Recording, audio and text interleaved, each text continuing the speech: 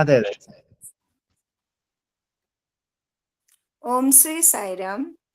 ഭഗവാന്റെ പാതാരബന്ധങ്ങളിൽ സാഷ്ടാംഗം നമസ്കരിച്ചുകൊണ്ട് എല്ലാവർക്കും അന്തഃശൗചയജ്ഞത്തിന്റെ 187 ഭാഗത്തിലേക്ക് സ്വാഗതം. ഇന്ന് നമുക്ക് ഹോസ്റ്റ് ചെയ്യുന്നത് ശ്രീ ശിവപ്രസാദ് കാസർഗോഡാണ്.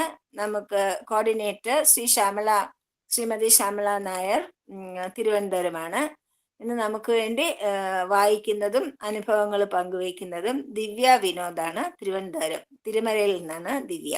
അപ്പൊ ദിവ്യ, ശ്യാമള ഓങ്കാരമൊക്കെ പറഞ്ഞിട്ട് ദിവ്യ വീഡിയോ ഓൺ ചെയ്ത്, പറ്റുമെങ്കിൽ വീഡിയോ ഓൺ ചെയ്തിട്ട് പറയുക. അവിടെ നെറ്റ് പ്രോബ്ലം ഉണ്ടെങ്കിൽ ഒരു മിനിറ്റ് ഒന്ന് ഓൺ ചെയ്തിട്ട് പിന്നെ ഓഫ് ചെയ്തിട്ട് പറഞ്ഞോളൂ കേട്ടോ. സായിരാം. ശ്യാമള തുടങ്ങിക്കോളൂ.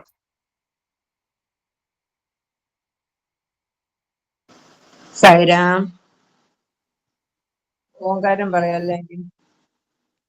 ഓങ്കാരവും പറഞ്ഞ് സായി ഗായത്രിയും പറയും. ഓം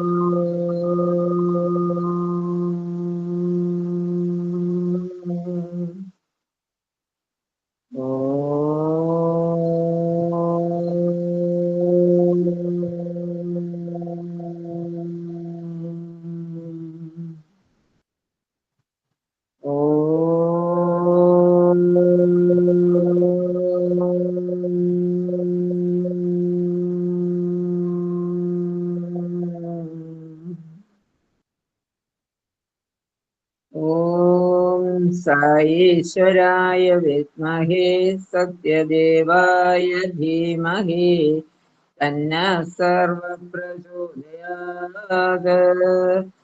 ഓം സായീശ്വരായ വിദ്മഹേ സത്യദേവായ ധീമഹി തന്നഃ സർവം പ്രചോദയാത്. ഓം സായീശ്വരായ വിദ്മഹേ സത്യദേവായ ധീമഹി തന്നഃ സർവം പ്രചോദയാത്. ഓം ശാന്തി ശാന്തി ശാന്തി. സായിരാം. ദിവ്യ വാണി വായിച്ചോളൂ.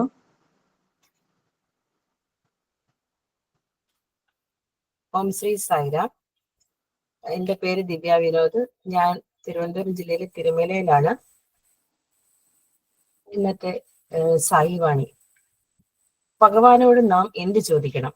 ഒരു സൈഡേ കാണാൻ പറ്റുന്നുള്ളൂ. സായിരാം. ഭഗവാനോട് നാം എന്ത് ചോദിക്കണം? നിങ്ങൾ വളരെ ഭാഗ്യം ചെയ്തവരാണ്. നിങ്ങൾക്ക് ഈ അവസരം ഇനി വീണ്ടും ലഭിക്കില്ല. വർഷങ്ങൾ കഴിയുമ്പോൾ ഈ അവസരങ്ങളൊക്കെ വളരെ ബുദ്ധിമുട്ടുള്ളതാവും. 50കളിൽ തന്റെ അടുത്ത് വന്ന ഒരു ഭക്തയോട് ഭഗവാൻ പറഞ്ഞ വാക്കുകളാണിത്. അവരോടും അവരുടെ കുടുംബത്തോടും ഭഗവാൻ വളരെയധികം ശ്രദ്ധ ചൊരിഞ്ഞിരുന്നു. എന്നിരുന്നാലും ഏതാനും കൊല്ലത്തെ ഇപ്രകാരമുള്ള ദിവ്യ സാമീപ്യത്തിനു ശേഷം ഒരു ദിവസം ഭഗവാൻ പറഞ്ഞു, പ്രായം ചെന്ന ഭക്തർ പുറകിലേക്കിരിക്കണം, അവർ നവാഗതർക്ക് ഇടം നൽകണം. പക്ഷെ പലരും ഇത് കാര്യമായിട്ടെടുത്തില്ല. അവർ എല്ലായ്പ്പോഴും മുൻനിരയിൽ വന്നിരിക്കാനും ഭഗവാനിൽ നിന്ന് ഇന്റർവ്യൂകൾ കിട്ടാനും ആഗ്രഹിച്ചു. അവരുടെ നീണ്ടകാലത്തെ ബന്ധം കണക്കിലെടുത്താവും ഭഗവാനും മിക്കവാറും വഴങ്ങി കൊടുക്കും. ഒരിക്കൽ അവസരം കിട്ടിയാൽ അവർ ഭഗവാനോട് പല കാര്യങ്ങളും ചോദിക്കും. ഒരു ദിവസം അത്തരമൊരു ഗ്രൂപ്പിനെ നോക്കി ഭഗവാൻ പറഞ്ഞു, നിങ്ങൾ എല്ലായ്പ്പോഴും ഒന്നല്ലെങ്കിൽ മറ്റൊന്ന് ചോദിക്കുന്നു. അത് ചെയ്യാതിരിക്കൂ.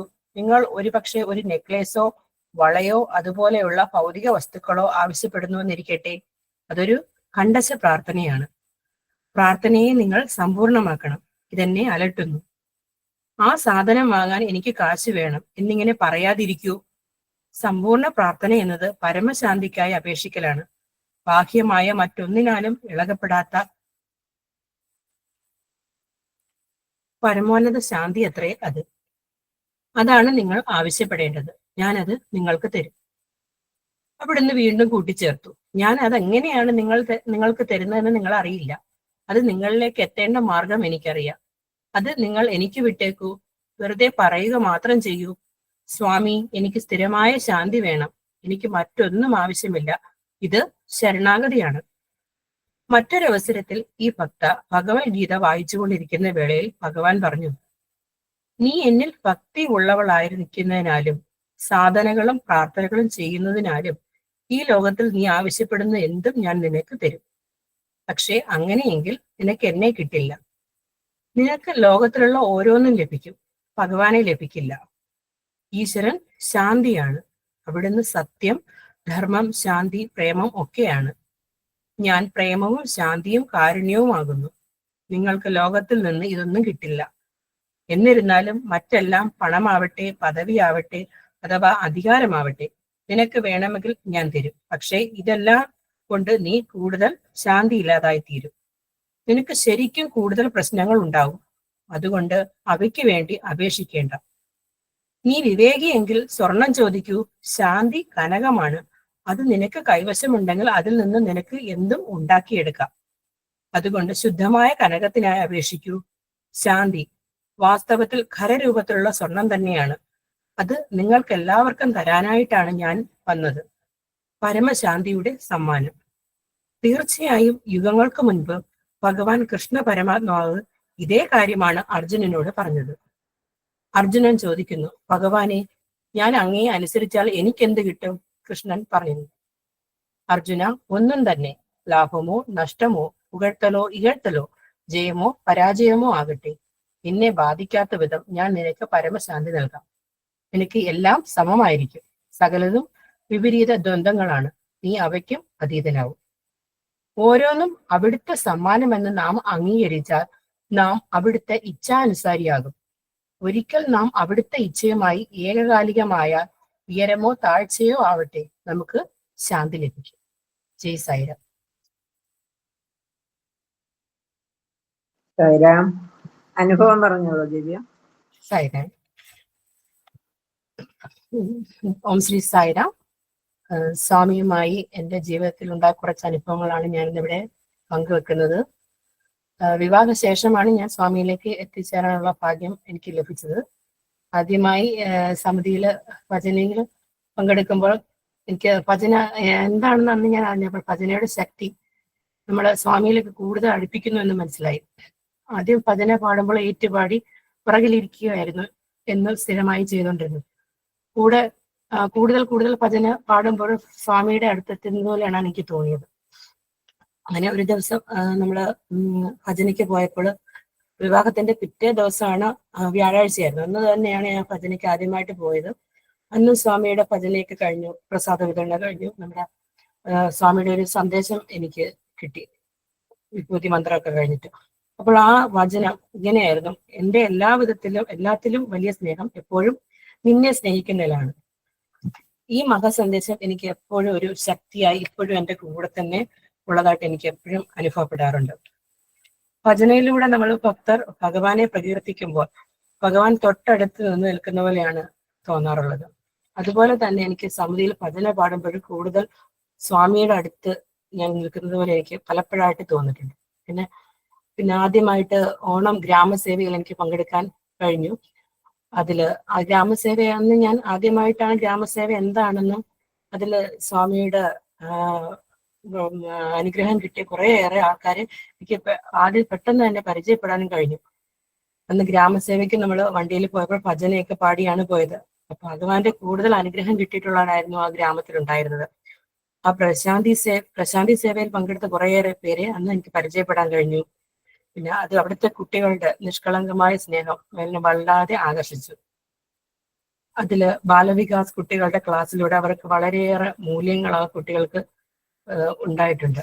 അവരുടെ ഭജനയുടെ ആലാപനം അത് കേൾക്കുമ്പോൾ നമുക്കറിയാം ആ കുട്ടികൾ എന്തുമാത്രം ഭഗവാനെ വിളിക്കുന്നുണ്ട്. ഭഗവാന്റെ അടുത്ത ആൾക്കാരാണ് കുട്ടികളെന്ന് ഞാൻ കേട്ടിട്ടുണ്ട്. അപ്പോൾ ആ കുട്ടിയുടെ നിഷ്കളങ്കമായ ഭക്തി എന്റെ മനസ്സിനെ വല്ലാതെ ആകർഷിച്ചിട്ടുണ്ട്. അപ്പോൾ എനിക്കും ഭഗവാന്റെ അടുത്ത് എത്തണമെന്ന് പെട്ടെന്നൊരു മനസ്സിലൊരാഗ്രഹം ഉണ്ടായിരുന്നു. അങ്ങനെ 2013 ജൂണിൽ എനിക്ക് പ്രശാന്തി സേവയിൽ എനിക്ക് പങ്കെടുക്കാൻ കഴിഞ്ഞു. ഇന്നാണ് ഞാൻ ആദ്യമായി പുട്ടപർത്തിയിൽ പോകുന്നത്. അവിടെ എത്തിയപ്പോൾ തന്നെ മനസ്സിലായി ഞാൻ ഇത്ര പെട്ടെന്നാണ് സ്വാമിയുടെ അടുത്ത് എത്തിയത്. അപ്പൊ എനിക്ക് ഇങ്ങനെ ഒരു ആഗ്രഹം ഇങ്ങനെ മനസ്സിൽ തോന്നിയപ്പോൾ തന്നെ അടുത്ത വർഷം തന്നെ എനിക്ക് ഭഗവാന്റെ അടുത്ത് എത്താൻ കഴിഞ്ഞു.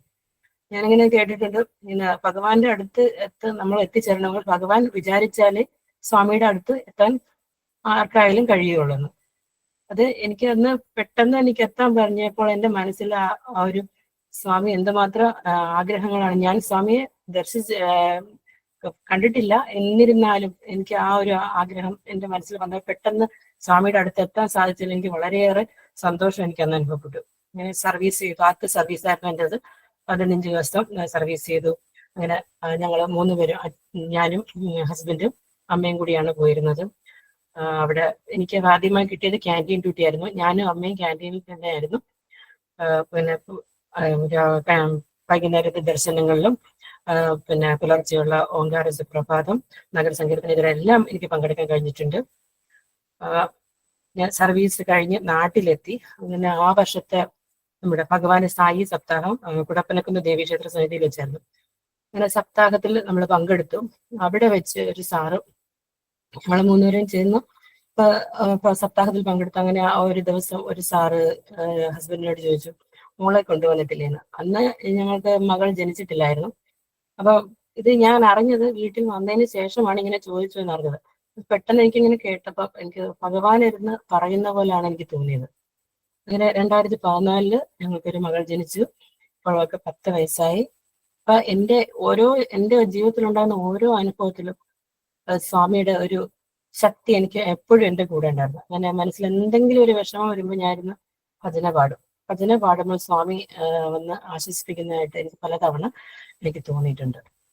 അപ്പൊ സമിതിയിൽ ഞാൻ ആദ്യമൊന്നും ഭജന ഒറ്റയ്ക്ക് പാടില്ലായിരുന്നു, ഏറ്റുപാടുകയായിരുന്നു ചെയ്യുന്നത്. പുറകിലിരുന്ന് ഏറ്റുപാടും. അപ്പോൾ ഒരു ദിവസം എനിക്ക് ഭജന പാടാൻ കിട്ടി. അപ്പൊ എനിക്കൊരു നല്ല ഭയം ഉണ്ടായിരുന്നു, എങ്കിലും തെറ്റിപ്പോകുമോ എന്നൊരു ഭയം എനിക്കുണ്ടായിരുന്നു.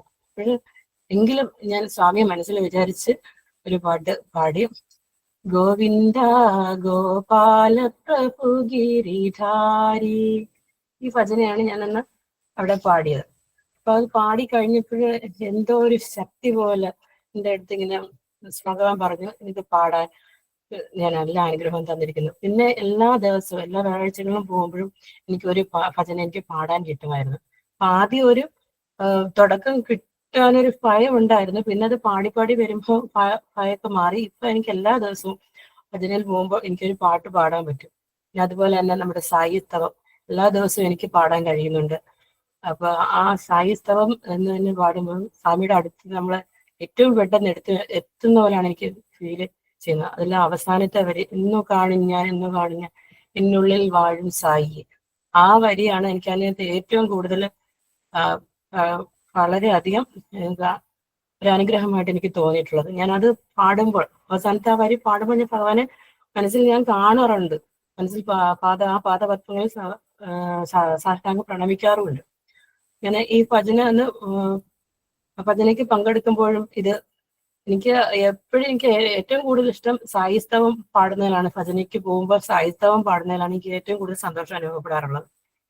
ഭജന പാടുന്നതിലൂടെയും കേൾക്കുന്നതിലൂടെ ഭഗവാനുമായിട്ടുള്ള ഒരു ബന്ധം നമുക്ക് വളർന്നു വലുതായിക്കൊണ്ടിരിക്കുകയാണ്. അങ്ങനെ 2019 നവംബർ എനിക്ക് ഒരു LP സ്കൂൾ അധ്യാപികയായി ജോലിയിൽ പ്രവേശിക്കാൻ സാധിച്ചു. അത് നവംബർ 22-നാണ് ഞാൻ ജോയിൻ ചെയ്തത്. തൊട്ട് പിറ്റേന്ന് സ്വാമിയുടെ ബർത്ത്ഡേ ഫംഗ്ഷൻ ആയിരുന്നു. അതിൽ പങ്കെടുക്കാൻ അന്ന് എനിക്ക് പനിയായിപ്പോ അന്നത്തെ ഫംഗ്ഷനിൽ എനിക്ക് പങ്കെടുക്കാൻ പറ്റിയില്ല. എനിക്ക് നല്ലൊരു ആഗ്രഹമായിരുന്നു അങ്ങനെ പങ്കെടുക്കണമെന്നുള്ളത്. പക്ഷെ അന്നത്തെ ദിവസം എനിക്ക് ഭയങ്കര പനിയായിപ്പോയി. ബാക്കി എല്ലാവരും പോയി, ഞാൻ വീട്ടിൽ തന്നെ ഇരുന്നു. അപ്പൊ വീട്ടിൽ തന്നെ ഞാനിരുന്ന് ഭജന പാടുമായിരുന്നു, ഭജന പാടി. അപ്പൊ എനിക്ക് സമിതിയിൽ പോകാനും പറ്റിയില്ല എന്നുള്ളൊരു വിഷമം എനിക്ക് ഉണ്ടായിരുന്നു. പക്ഷെ എനിക്ക് അന്ന് തിരിച്ചു വന്നപ്പോൾ സ്വാമിയുടെ ഓരോ സന്ദേശം എനിക്ക് കിട്ടിയിരുന്നു. നീ എല്ലായ്പ്പോഴും എന്നോടൊപ്പം ഞാനുണ്ട് എന്നുള്ളൊരു സന്ദേശം. ആ ഒരു സന്ദേശം എൻ്റെ ജീവിതത്തിൽ വളരെയധികം ഒരു ശക്തിയാണ് തന്നിരുന്നത്.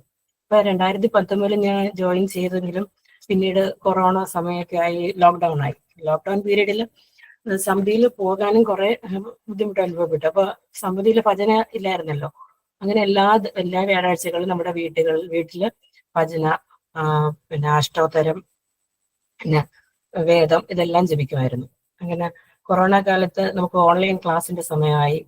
അതോടൊപ്പം പിന്നെ സ്വാമിയുടെ കുറേയേറെ ക്ലാസ്സുകൾ ഓൺലൈനായി പങ്കെടുക്കാൻ എനിക്ക് കഴിഞ്ഞു. പിന്നെ എൻ്റെ മകൾ അന്ന് കൊറോണ സമയത്ത് ഓൺലൈൻ ക്ലാസ്സിൽ ബാലവികാസിൽ അറ്റൻഡ് ചെയ്തിരുന്നു. അത് ക്ലാസ് എടുത്തത് അമ്പലമുക്ത സമിതിയിലെ ശ്രീമതി സുധാമണി ടീച്ചറായിരുന്നു. ടീച്ചറിന്റെ ക്ലാസ്സിൽ ഞാനും ഇരുന്നിട്ടുണ്ട്. അതിലൂടെ കുറേയേറെ ബാലവികാസിന്റെ ശ്ലോകങ്ങളും ഭജനകളും എനിക്ക് പാടാൻ കഴിഞ്ഞു. അതുപോലെ അൽസ്ലാമയുടെ ഓൺലൈൻ ക്ലാസ്സിൽ എനിക്ക് പങ്കെടുക്കാനുള്ള ഭാഗ്യം കിട്ടിയിട്ടുണ്ട്. പിന്നെ ഭജൻ ട്രെയിനിങ്ങിൽ പങ്കെടുത്തു. പിന്നെ എല്ലാ ദിവസവും വേദജപത്തിനുള്ള ഭാഗ്യം ലഭിച്ചിട്ടുണ്ട്. അതായത് വേദം ഇപ്പം നമ്മുടെ മകൾ പഠിക്കുന്നുണ്ട്, അതിനോടൊപ്പം എനിക്ക് ഇപ്പം പഠിക്കാനുള്ള ഭാഗ്യം കിട്ടിയിട്ടുണ്ട്. അവിടെ മനോജ് സാറിന്റെ വേദപഠന ക്ലാസ്സിൽ ഞാൻ പങ്കെടുക്കുന്നുണ്ട്.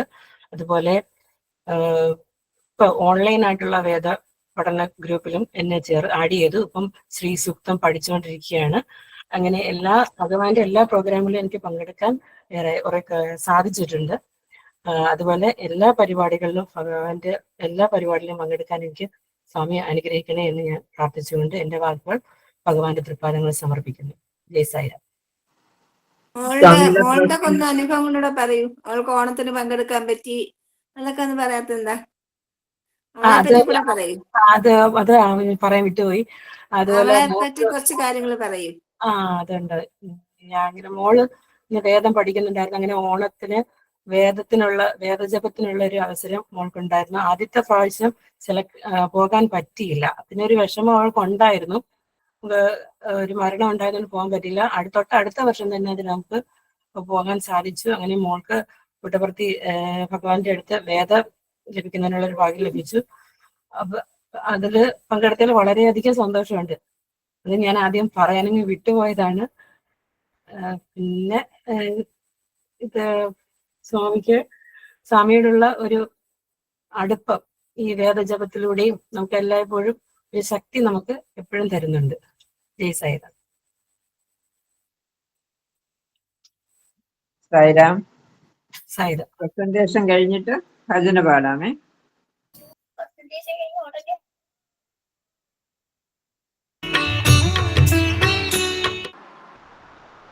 ప్రేమస్వరూపులైన విద్యార్థులారా, విద్యార్థినీయులారా, embodiments of love students, men and women, దృశ్యగోచరమైనటువంటి ఈ ప్రకృతి యందు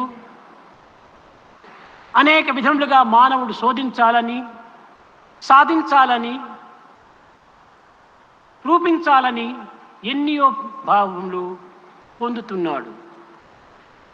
in this physical world which is ephemeral, man is trying to investigate, man is trying to accomplish, and he wanted to actually picturize. కేవలము మానవుడు భుజబలమును, బుద్ధిబలమును, అధికార బలమును, ధనబలమును, జనబలమును ఆశ్రయించి ఈ విధంగా తాను శోధించుటకు, బోధించుటకు అన్ని విధముల ప్రయత్నం చేస్తున్నాడు.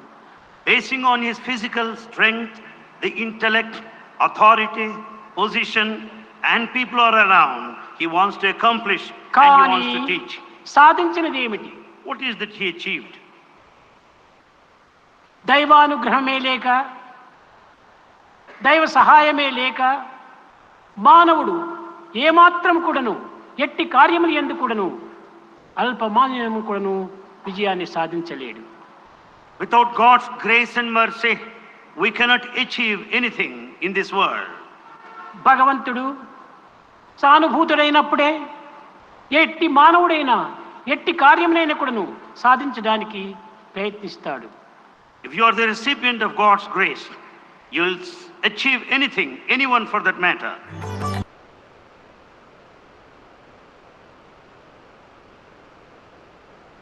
സായിരാം. സായിരാം. സായിരാം. ഭജന പാടാം മോളെ. ശ്രീരാമചന്ദ്ര ജയ ജയ രാമ, രാമ ശ്രീരാമചന്ദ്ര ജയ ജയ രാമ, രാമ ശ്രീരാമചന്ദ്ര ജയ ജയ രാമ, രാമ ശ്രീരാമചന്ദ്ര ജയ ജയ രാമ, കരുണാഭിരാമ കമനീയ രാമ, കരുണാഭിരാമ കമനീയ രാമ, കരുണാഭിരാമ കമനീയ രാമ, കരുണാഭിരാമ കമനീയ രാമ, രാമ ശ്രീരാമചന്ദ്ര ജയ ജയ രാമ. രാമ ശ്രീരാമചന്ദ്ര ജയ ജയ രാമ. കല്യാണ രാമ കമനീയ രാമ. കല്യാണ രാമ കമനീയ രാമ. കല്യാണ രാമ കമനീയ രാമ. കല്യാണ രാമ കമനീയ രാമ. ശരണാഗത പരിപാലന ശ്രീ ചരണ രാമ. ശരണാഗത പരിപാലന ശ്രീ ചരണ രാമ. ശരണാഗത പരിപാലന ശ്രീ ചരണ രാമ. ശരണാഗത പരിപാലന ശ്രീ ചരണ രാമ. രാമ ശ്രീരാമ സായി രാമ. രാമ ശ്രീരാമ സായി രാമ. രാമ ശ്രീരാമ സായി രാമ. രാമ ശ്രീരാമ സായി രാമ. സമര വിജയ രാമ സാകേത രാമ. സമര വിജയ രാമ സാകേത രാമ. സമര വിജയ രാമ സാകേത രാമ. സമര വിജയ രാമ സാകേത രാമ. രാമ ശ്രീരാമചന്ദ്ര ജയ ജയ രാമ. രാമ ശ്രീരാമചന്ദ്ര ജയ ജയ രാമ. കരുണാകര രാമ കല്യാണ രാമ. കോദണ്ഡ രാമ കല്യാണ രാമ. രാമ ശ്രീരാമചന്ദ്ര ജയ ജയ രാമ. രാമ ശ്രീരാമചന്ദ്ര ജയ ജയ രാമ. കല്യാണ രാമ കമനീയ രാമ. കല്യാണ രാമ കമനീയ രാമ. ശരണാഗത പരിപാലന ശ്രീ ചരണ രാമ. ശരണാഗത പരിപാലന ശ്രീ ചരണ രാമ. രാമ ശ്രീരാമ ശ്രീരാമ. രാമ ശ്രീരാമ സായി രാമ. സമര വിജയ രാമ സാകേത രാമ. സമര വിജയ രാമ സാകേത രാമ. സമര വിജയ രാമ സാകേത രാമ. സമര വിജയ രാമ സാകേത രാമ. രാമ ശ്രീരാമചന്ദ്ര ജയ ജയ രാമ. അച്ചൂസേ നന്നായി മോളെ, വളരെ നന്നായിരുന്നു കേട്ടോ പാടിയത്. അപ്പൊ സമയമുള്ളതുകൊണ്ട് EHV എടുക്കുന്നതിനെ പറ്റിയിട്ടുള്ള ഒരു 5 മിനിറ്റ് ഞാൻ പറയാന്ന് വിചാരിക്കുകയാണ്. കാരണം നമ്മൾ സമയം വെറുതെ കളയാൻ പാടില്ലല്ലോ. ഭഗവാന്റെ മഹിമ എവിടെ പറയാൻ പറ്റുമോ അവിടെ നമ്മൾ പറയണം.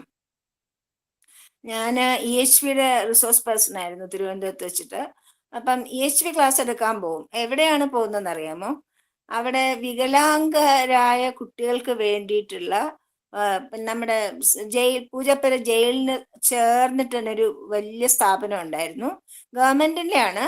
അവിടെ പിന്നെ ഡെഫ് ആൻഡ് ഡംബ് ആയിട്ടുള്ള കുട്ടികൾക്കും പിന്നെ ഫിസിക്കലി ആയിട്ടുള്ള കുട്ടികൾക്കുള്ള സ്ഥാപനമായിരുന്നു. അവർക്ക് അവിടെ വൊക്കേഷണൽ ട്രെയിനിങ്ങും എല്ലാം കൊടുക്കും. അങ്ങനെയൊരു സ്ഥാപനമായിരുന്നു. അപ്പൊ അവിടുത്തെ ചീഫ് എൻ്റെ അടുത്ത് പറഞ്ഞു, മാഡം ഞങ്ങൾക്ക് വന്ന് ആഴ്ചയിൽ ഒരു ക്ലാസ് എടുത്ത് തന്നാൽ നന്നായിരിക്കും എന്ന് പറഞ്ഞു. അപ്പൊ അവിടെ ക്ലാസ് എടുക്കാൻ പോയപ്പോൾ അത് വലിയൊരു അനുഭവമായിരുന്നു. കാരണം എന്ന് വെച്ചാല് 2 കാലും വയ്യാത്ത കുട്ടികള്, തീരെ വളരെ അവശത അനുഭവിക്കുന്ന ഒരുപാട് പെൺകുട്ടികളും ആൺകുട്ടികളും, അതിലൂടെ ഡെഫ് ആൻഡ് ഡംബ് ആയിട്ടുള്ള ആൺകുട്ടികളും പെൺകുട്ടികളും ഉള്ള ഒരു സ്ഥാപനമായിരുന്നു അത്. അപ്പൊ അതെനിക്കൊരു വളരെ ഒരു ഹൃദയസ്പർശിയായിട്ടൊരു അനുഭവം ആയിരുന്നു അത്. എൻ്റെ ഏറ്റവും വലിയ പ്രധാനപ്പെട്ട കാര്യം എന്ന് വെച്ചാൽ എന്തോ എൻ്റെ കഥകളും എനിക്ക് പാട്ടുകാരി അല്ലെങ്കിലും എൻ്റെ പാട്ടുകളും ഒക്കെ അവർക്ക് വളരെ ഇഷ്ടപ്പെട്ടിട്ട് അവരെന്ത് ചെയ്തു അറിയാമോ? ഈ ഡെഫ് ആൻഡ് ഡംബ് കുട്ടികൾക്ക് കേൾക്കാൻ വയ്യാത്തതുകൊണ്ട് ഞാൻ പ്രസംഗിക്കുന്ന സമയത്ത് അവരുടെ ട്രെയിനിങ് കിട്ടിയ കേൾക്കാവുന്ന ഒരു കുട്ടി അത് അവരുടെ ഡെഫ് ആൻഡ് ഡംബ് കുട്ടികളുടെ ഭാഷയിൽ, അതായത് ആംഗ്യ ഭാഷയിൽ അത് പരിഭാഷപ്പെടുത്തി കൊടുക്കുമായിരുന്നു. അങ്ങനെ ഇരിക്കെ നമ്മളുടെ ഡിസ്ട്രിക്ട് ലെവലില് കുട്ടികളുടെ ഒരു എസ്സേ കോമ്പറ്റീഷൻ വന്നു. അപ്പൊ ഇവിടെ 25 കുട്ടികളുണ്ട് എൻ്റെ ക്ലാസ്സിൽ. വളരെ സീരിയസ് ആയിട്ട് അറ്റൻഡ് ചെയ്യുന്ന കുട്ടികളാണ്. എല്ലാവരും വളരെയധികം സന്തോഷത്തോടു കൂടി ക്ലാസ്സുകളെല്ലാം വളരെ അറ്റൻഡ് ചെയ്ത് വളരെയധികം നല്ലൊരു, എനിക്കാണ് അതിൻ്റെ കൂടുതൽ ഇൻസ്പിറേഷൻ കിട്ടിയിരിക്കുന്നത്. സന്തോഷം എനിക്കാണ് അവരെക്കാളും കൂടുതൽ സന്തോഷം കിട്ടിയിരിക്കുന്നത്. അങ്ങനെ ആ 25 കുട്ടികൾ പറഞ്ഞു, ആൻറ്റി ഞങ്ങൾ ചേരാം, പിന്നെ ആൻറ്റി പോയിന്റ്സ് ഒക്കെ തന്നാൽ മതി. അവരെന്ന് വെച്ചാൽ അവർ പഠിക്കാൻ മിടുക്കരാണ്, എഴുതാൻ നല്ല വാസനയുള്ള കുട്ടികളുണ്ട്. അങ്ങനെ ഞാൻ അവരെ എല്ലാവരെയും കൊണ്ടിട്ട് അവിടെ തന്നെ, ഭദ്രൻ സാറായിരുന്നു അന്ന് നമ്മുടെ കോർഡിനേറ്റർ. ഞാനും ഭദ്രൻ സാറും തമ്മിൽ നല്ല ഈ കാര്യങ്ങളിലൊക്കെ വളരെ അടുപ്പവും കൂട്ടും ഉണ്ടായിരുന്നു. അപ്പൊ ഭദ്രൻ സാറിന് ചേച്ചി ചെയ്തോളൂ, ഒരു പ്രശ്നമില്ല, അവർക്ക് ഇങ്ങോട്ട് കൊണ്ടുവരാൻ ബുദ്ധിമുട്ടായതുകൊണ്ട് ചേച്ചി തന്നെ പരീക്ഷയുടെ നമ്മുടെ പേപ്പർ അവിടെ കൊടുത്തിട്ട് അവരെ ഇൻസ്റ്റിറ്റ്യൂട്ടിൽ തന്നെ ഇരുന്ന് ചെയ്താൽ മതി എന്ന് പറഞ്ഞിട്ട് അവിടെ വെച്ച് തന്നെ ആ കുട്ടികളെ കൊണ്ടൊക്കെ പരീക്ഷ എഴുതിച്ചു. ഏറ്റവും വലിയ കാര്യം എന്ന് വെച്ചാൽ അതിലൊരു മോളുണ്ടായിരുന്നു, അവളുടെ 2 കാലും അവൾക്കില്ല. 2 കാലും ഇല്ലാത്തതുകൊണ്ട് കാലിപ്പേഴ്സ് ആണ്. എന്നിട്ട് അവൾക്ക് ഊന്നുവടി, 2 ഊന്നുവടി വേണം. അങ്ങനെയാണ്. പക്ഷെ ഇത്ര പ്രസന്നവതിയായ ഒരു കുട്ടിയെ എൻ്റെ ജീവിതത്തിൽ വരെ കണ്ടിട്ടില്ല. അത്ര മിടുക്കിയാണ് അവള്. അവസാനം സ്റ്റേറ്റില് നമ്മുടെ ഡിസ്ട്രിക്റ്റില് 2nd പ്രൈസ് അവൾക്കായിരുന്നു. അപ്പൊ VJT ഹാളില് ആ ഒരു സമയത്ത് നമ്മുടെ ഒരു ഗുരുപൂജയൊക്കെ നടത്തി, വളരെ വലിയൊരു ഫംഗ്ഷൻ ആയിരുന്നു VJT ഹാളിൽ വെച്ചിട്ട്. അവിടെ വെച്ചിട്ട് ഭദ്രൻ സാറ് ഈ മോൾക്ക് സമ്മാനം കൊടുക്കുകയുണ്ടായി. അപ്പം അങ്ങനെ ഒരു അനുഭവം എൻ്റെ EHV ക്ലാസ്സിൽ എടുക്കുന്നതുകൊണ്ട് എൻ്റെ ജീവിതത്തിൽ ഉണ്ടായിട്ടുണ്ട്. അതുപോലെ വേറൊരു വലിയ അനുഭവം ഉണ്ടായത് അവിടെ തന്നെ വൊക്കേഷണൽ ട്രെയിനിങ് കൊടുക്കാനായിട്ട്, അതായത് ST SC കുട്ടികൾക്ക് വേണ്ടി, അവൾക്ക് വേണ്ടിയിട്ട് പട്ടത്ത് ഒരു സ്ഥാപനം ഉണ്ടായിരുന്നു. അവിടെ നമ്മുടെ ഉണ്ണി ഉണ്ടല്ലോ, ഉണ്ണികൃഷ്ണൻ, നമ്മുടെ SP, ഉണ്ണിയുടെ വീടിന് അടുത്തൊരു പൊന്നമ്മ ഉണ്ടായിരുന്നു. അവരാണ് അവിടുത്തെ ഒരു ടീച്ചറായിരുന്നു. അപ്പൊ അവർക്ക് എനിക്ക് വേറൊരു വഴി കൂടെ അവരെ പരിചയപ്പെട്ടപ്പോൾ അവർ പറഞ്ഞു, ചേച്ചി ഞങ്ങളുടെ അവിടെ ഒന്ന് ക്ലാസ് എടുക്കാമോ എന്ന് ചോദിച്ചു. അപ്പം അവിടുത്തെ സാറും, വളരെ നല്ല ഒരു സാറും ഈ പൊന്നമ്മയും എല്ലാം കൂടെ ചേർന്നിട്ട് ഞങ്ങൾ അവിടെ പോയി ക്ലാസ് എടുക്കും. അവിടെയുള്ള എനിക്ക് ഏറ്റവും വലിയൊരു അനുഭവം ഉണ്ടെന്ന് വെച്ചാൽ, എൻ്റെ ആദ്യത്തെ ക്ലാസ് കഴിഞ്ഞപ്പോൾ തന്നെ ഞാൻ പാട്ട് പാടും, ഭജന പാടും. കുട്ടികളെ അവരൊക്കെ നല്ല മിടുക്കരാണല്ലോ. അപ്പൊ പാട്ട് പാടും, കഥ പറയും, അവരുടെ ക്വസ്റ്റ്യൻസ് ചോദിക്കും, അതിന് ഉത്തരം പറയും. എല്ലാം നമ്മള് പിന്നെ സായിയുടെ പാട്ട് പാടിക്കോട്ടെ എന്ന് ചോദിച്ചിട്ട് അത് തന്നെ പാടും, ഭഗവാനെ പറ്റി പറയും. അങ്ങനെ, അല്ലാതെ സ്വാമിയെ പറ്റി പറയാൻ പാടില്ല. EHV ആണെങ്കിലും എഡ്യൂക്കേഷൻ ഹ്യൂമൻ വാല്യൂസ്, അവിടെ നമുക്ക് ബാലവികാസ് പോലെ ഭഗവാന്റെ കാര്യം പറയേണ്ട ആവശ്യമില്ല. പക്ഷെ ഞാൻ പോകുമ്പോൾ അവിടെ അവരെ അനുവദിക്കുകയാണെങ്കിൽ ഞാൻ സ്വാമിയുടെ കാര്യങ്ങൾ പറയാറുണ്ടായിരുന്നു. അപ്പൊ അവർക്കൊക്കെ അത് ഭയങ്കര ഇഷ്ടമായിരുന്നു. അപ്പൊ ഏറ്റവും വലിയൊരു അനുഭവം എന്തായെന്ന് വെച്ചാൽ, എൻ്റെ ഫസ്റ്റ് ക്ലാസ് കഴിഞ്ഞതും ഒരു കുട്ടി എൻ്റെ അടുത്ത് പറഞ്ഞു, ആൻറ്റി എനിക്കൊരു സ്പെഷ്യലായിട്ട് തന്നെ ആൻറ്റിയെ കാണാൻ എനിക്കൊരു അവസരം, എനിക്കൊരു 10 മിനിറ്റ് തരാമോ എന്ന് ചോദിച്ചു. ഞാൻ പറഞ്ഞു, പിന്നെന്താ, 10 മിനിറ്റ് അല്ല, അരമണിക്കൂർ വേണമെങ്കിലും തരാം, കം, എന്താണ് മോൾക്ക് പറയാനുള്ളതെന്ന് ചോദിച്ചപ്പോൾ ആൾ പറഞ്ഞു, anti thank you so much, ഞാൻ ഇന്ന് ആത്മഹത്യ ചെയ്യാനിരിക്കുകയായിരുന്നു.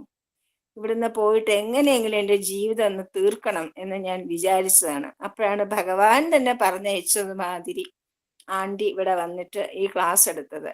ആ ക്ലാസ് കേട്ടതോടുകൂടി എനിക്ക് ഇനിയും ജീവിക്കണം എന്നുള്ള ആഗ്രഹം വന്നു. ആ മോള് പഠിച്ചു മിടുക്കിയായി, അവൾക്ക് UGC പരീക്ഷ എഴുതി, അതില് പിന്നെ എഴുതാൻ പറ്റി, അവൾക്ക് ഡോക്ടറേറ്റ് എടുക്കാൻ പറ്റി ആ മോള്. അങ്ങനെ ഒരു അനുഭവം എനിക്കുണ്ടായി. അപ്പൊ നമ്മളുടെ ഭഗവാന്റെ വാക്കുകൾ എവിടെ നമ്മൾ പറഞ്ഞാലും നമ്മളിൽ കൂടെ ഭഗവാനാണ് അത് പറയുന്നത്. അതുകൊണ്ടാണ് ഞാനിങ്ങനെ നിങ്ങൾക്കൊക്കെ ബോറടിക്കുമെങ്കിൽ പോലും ഞാൻ വീണ്ടും വീണ്ടും പറയണത് ബാലവികാസ് എടുക്കൂ, EHV എടുക്കൂ എന്ന് വീണ്ടും വീണ്ടും പറയുന്നത് എന്താന്ന് വെച്ചാൽ, നമ്മളുടെ ഭഗവാൻ നമ്മളിലൂടെ ഒരാളുടെ മനസ്സിനെ സ്പർശിക്കുകയാണെങ്കിൽ എത്ര പേർക്കാണ് നമ്മൾ അതുകൊണ്ട് സന്തോഷം കൊടുക്കുന്നത്, അല്ലെങ്കിൽ അവരുടെ ജീവിതത്തിന് മാറ്റം വരുത്തുന്നത് എന്നുള്ളത് പറഞ്ഞുകൊണ്ട് ഭഗവാന്റെ ആ കാരുണ്യത്തിന്റെ മുമ്പിൽ നമസ്കരിച്ചുകൊണ്ട് ഭഗവാന് വേണ്ടിയിട്ട് ഈ വാക്കുകളൊക്കെ ഭഗവാന്റെ പുഷ്പങ്ങളായിട്ട് ഭഗവാന്റെ പാദങ്ങളിൽ സമർപ്പിച്ചുകൊണ്ട് ജയ സായിരാം. സായി ഉപമ. നമ്മള് പ്രവർത്തിക്കുമ്പോൾ, സേവനം ചെയ്യുമ്പോഴാണ് മാധവനും മാനവനും ഒന്നാണെന്ന് നമുക്ക് മനസ്സിലാവുക. സേവനത്തിലൂടെ അല്ലാതെ നമുക്ക് ഭഗവാനെ അറിയാൻ പറ്റില്ല. ഇപ്പൊ ഏത് സേവനം, പ്രശാന്തി സേവനമാണെങ്കിലും ഗ്രാമസേവയാണെങ്കിലും നമ്മുടെ വീട്ടിലുള്ള സേവനമാണെങ്കിലും എന്ത് തന്നെയാണെങ്കിലും നമ്മൾ സേവനത്തിൽ മുഴുകുകയാണെങ്കിൽ അപ്പോഴാണ് നമുക്ക് ഭഗവാന്റെ സ്പർശനം കരസ്പർശം നമുക്ക് അനുഭവിക്കാൻ സാധിക്കുക. അപ്പൊ എവിടെയൊക്കെ എന്തൊക്കെ അവസരം കിട്ടിയാലും സ്വാമി പറയും, നിങ്ങൾ വലിയ വലിയ സേവനമൊന്നും ചെയ്യണ്ട.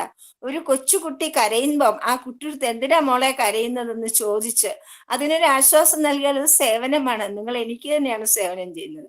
കണ്ണു വയ്യാത്ത ഒരു കുട്ടിയെ പിന്നെ വഴി കടത്തി വിടുമ്പം, ഒന്ന് ക്രോസ് ചെയ്യാൻ സഹായിക്കുമ്പോ കൈപിടിച്ചൊരു അന്ധനായ ഒരാളെ കൈപിടിച്ച് അപ്പുറത്ത് കൊണ്ടുപോയി നമ്മൾ മിക്കവാറും മടിക്കും. നമുക്ക് നമ്മുടെ സമൂഹത്തിന് ഒരു വലിയ കുഴപ്പമുള്ളത്, നമ്മൾ അബ്നോർമൽ എന്ന് കരുതുന്ന ആൾക്കാരുമായിട്ട് അടുക്കാൻ നമുക്ക് ഭയങ്കര ഒരു ഭയമോ ഭീതിയോ എന്തോ ആണ്. അല്ലത് നമുക്ക് ദയവില്ലാത്തതുകൊണ്ടല്ല, പക്ഷെ അതില് ഇൻവോൾവ് ചെയ്യാൻ അല്ലെങ്കിൽ അതിൽ ഇടപെടാൻ നമുക്ക് മടിയാണ്. മിക്കവാറും എല്ലാവർക്കും മടിയാണ്. അപ്പൊ ഒരു അന്ധനായ ഒരു കുട്ടിയെ കാണുകയോ വികലാംഗനായ ഒരു കുട്ടിയെ കാണുമ്പോൾ നമുക്ക് അവരോട് സഹതാപമുണ്ടെങ്കിലും സ്നേഹമുണ്ടെങ്കിലും അത് നമുക്ക് പ്രകടിപ്പിക്കാൻ ഒരു മടിയാണ്. അല്ലേ? ഞാൻ പറഞ്ഞത് ശരിയല്ലേ? അങ്ങനെ പാടില്ല. നമ്മൾ അവരെ ചെന്ന് ചേർത്ത് പിടിക്കുമ്പം, ഞാൻ എത്രയോ വളരെ പ്രായം ചെന്ന ആണുങ്ങളും പെണ്ണുങ്ങളും അതൊന്നും ഞാൻ നോക്കാറില്ല. അവർക്ക് വഴി കിടക്കണമെങ്കിൽ ഞാൻ ക്രോസ് ചെയ്ത് അപ്പുറത്ത് കൊണ്ടെത്തിക്കും.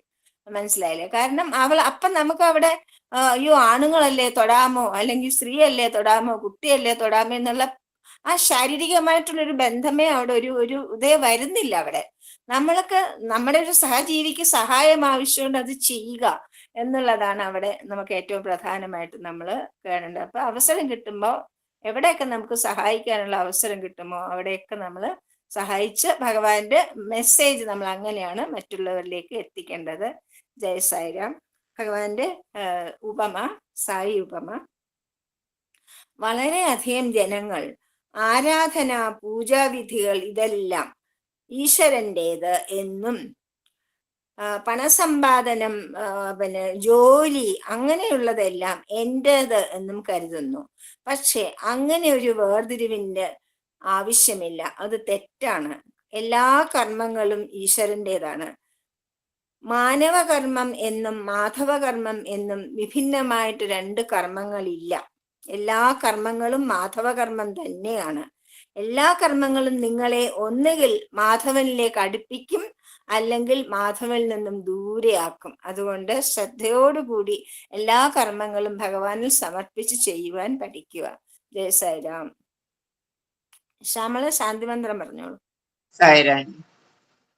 സമസ്തലോകാഃ സുഖിനോ ഭവന്തു, സമസ്തലോകാഃ സുഖിനോ ഭവന്തു, സമസ്തലോകാഃ സുഖിനോ ഭവന്തു.